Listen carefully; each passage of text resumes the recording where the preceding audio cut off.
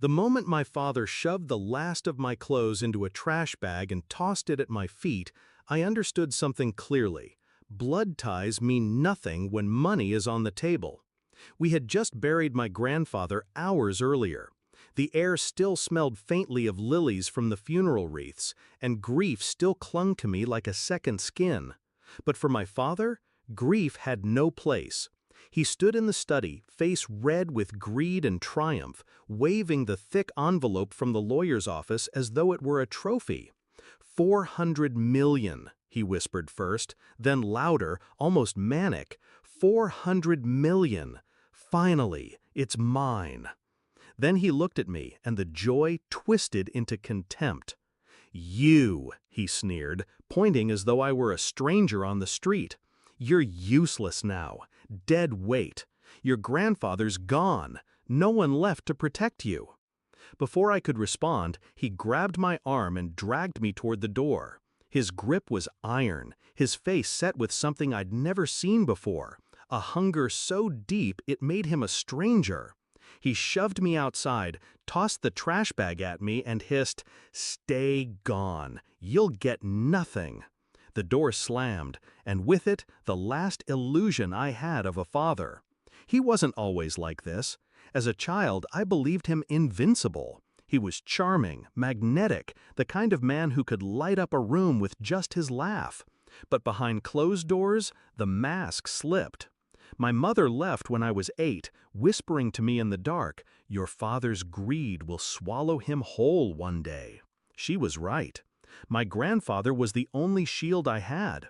He'd sit me on his knee, whispering stories about honor, legacy, and resilience. He'd tell me, money doesn't change people, it only unmasks them. At the funeral, I saw it unmask my father completely. The night he threw me out, I slept in my car outside the lawyer's office. I didn't cry, I didn't beg, I just waited.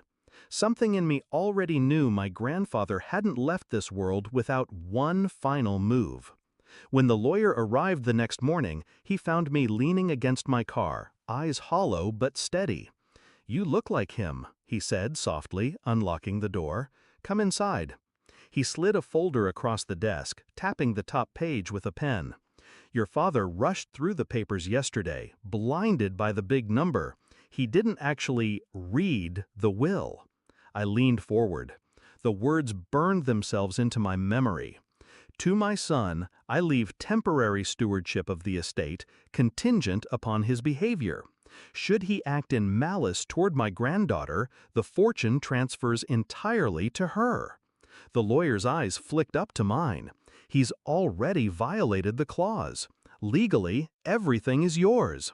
For a moment, I just sat there, not smiling, not crying, just absorbing the weight of justice. Then I whispered, "He threw me out less than 12 hours after you handed him the papers." The lawyer chuckled darkly. "Then I hope you're ready, because the empire is yours now." I didn't rush to confront him. That would have been too easy, too merciful. Instead, I planned, quietly, deliberately. I had the lawyer file the transfer discreetly, freezing accounts, redirecting control of assets, removing his name from everything one signature at a time. It was surgical, precise. Each document was a scalpel, each signature a cut. By the end of the day, my father's fortune was nothing more than numbers slipping through his fingers. And then came the final blow. He was hosting a celebration that night. A grotesque display of new wealth, caterers, champagne fountains, music thundering through the mansion.